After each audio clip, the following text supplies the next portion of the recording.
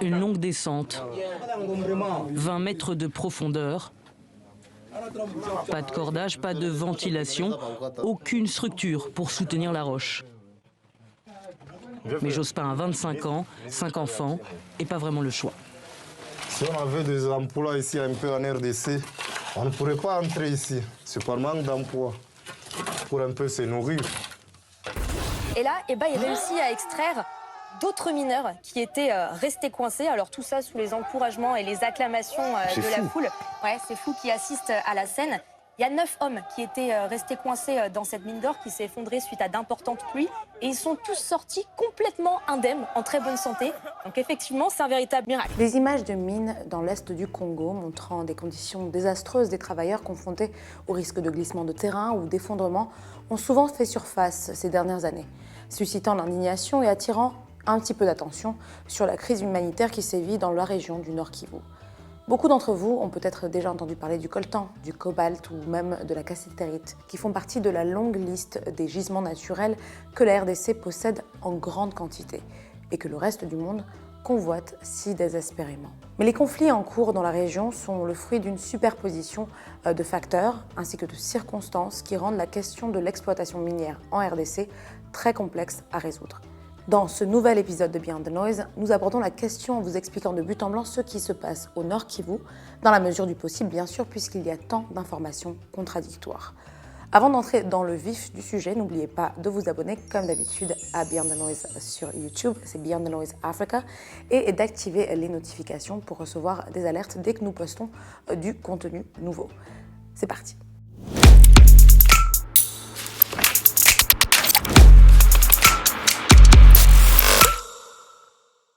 Commençons par une petite leçon de géographie essentielle pour comprendre le problème. Voici la République démocratique du Congo, ou RDC. Elle est bordée à l'est par l'Ouganda et au sud par le Rwanda. À l'intérieur, dans la partie orientale du pays, se trouve une province connue sous le nom de Nord Kivu, dont la capitale s'appelle Goma. Le Nord Kivu est situé sur la branche occidentale du système du Rift est-africain, une région géologique connue pour ses riches gisements de minéraux. Cela en fait l'une des régions les plus riches au monde en termes de minéraux, évidemment. Elle est principalement connue pour ses vastes gisements de 3TG, c'est-à-dire d'étain ou cassitérite, de tungstène ou wolframite, de tantale ou de coltan, ainsi que d'or. Ces minéraux sont essentiels pour le monde moderne dans lequel nous vivons en ce moment, car ils sont largement utilisés dans diverses industries. L'étain ou la cassitérite est utilisé par exemple dans la production d'appareils électroniques, dans les soudures et dans le plaquage pour prévenir la corrosion. Le tungstène ou wolframite est utilisé dans la production de matériaux durs comme l'acier et d'autres alliages nécessaires à la fabrication d'ampoules électriques. Quant au tantale, également connu sous le nom de coltan, il est essentiel à la fabrication de produits électroniques qui sont aujourd'hui majeurs dans nos vies, tels que le téléphone, les ordinateurs portables et les appareils photo. Enfin, l'or est un minéral essentiel depuis des siècles que nous portons sous forme de bijoux, mais que nous utilisons également dans l'électronique et dans les échanges monétaires, dans de nombreux pays en tout cas.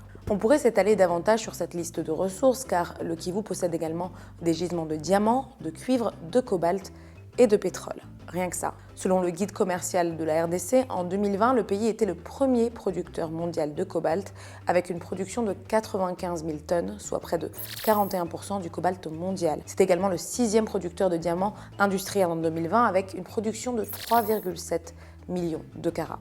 Alors vous vous demandez probablement quand ces minéraux ont été découverts pour la première fois dans le Nord Kivu. Eh bien, des études montrent que l'exploitation des minerais en RDC remonte à l'époque précoloniale. C'était évidemment artisanal à l'époque. Cependant, l'exploitation des minéraux 3TG est plus récente. Elle remonte à la fin du XXe siècle et au début du XXIe siècle. C'est à ce moment-là que la véritable ruée vers les minerais congolais commence. Aujourd'hui, presque tous les pays du monde utilisent directement ou indirectement ces minerais, c'est-à-dire en tant que producteurs ou consommateurs. Les 3TG en particulier sont très convoités et ce partout dans le monde. Si les richesses minérales du Nord Kivu pourraient contribuer ou auraient pu contribuer à la prospérité économique congolaise, elles ont souvent été synonymes de conflits et d'exploitation humaine.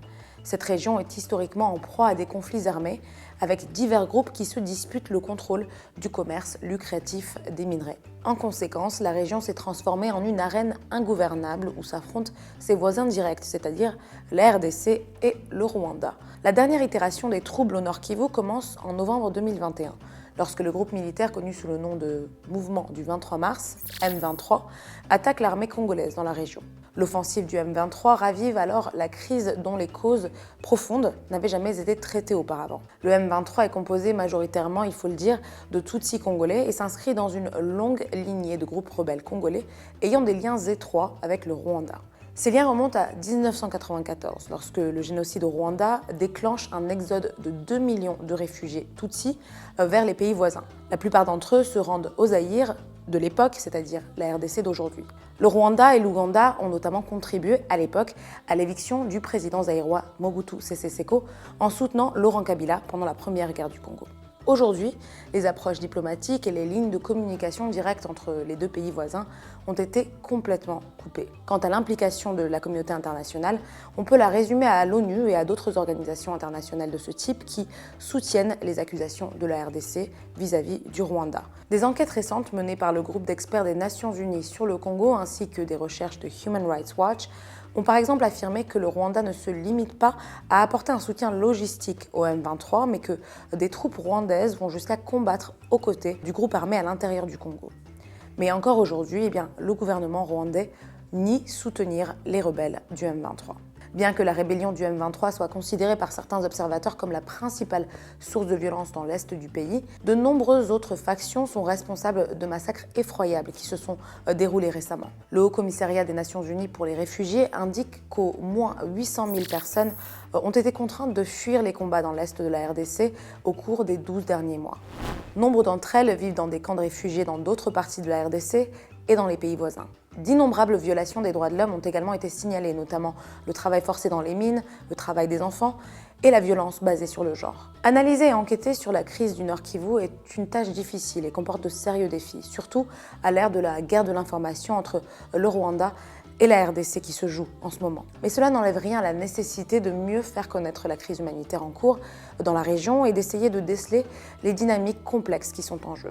Et contrairement à ce que certains contenus sensationnalistes sur Internet voudraient vous faire croire, jeter votre téléphone portable ou votre ordinateur par la fenêtre n'est pas une solution efficace ou même viable pour mettre fin à cette crise. La première étape consisterait peut-être à demander des comptes à tous les gouvernements, les entreprises, les corporations et autres parties prenantes, dans une certaine mesure responsables pour les violations des droits de l'homme qui se produisent dans le pays. Et pour ce faire, on doit commencer par être attentif et poser les bonnes questions.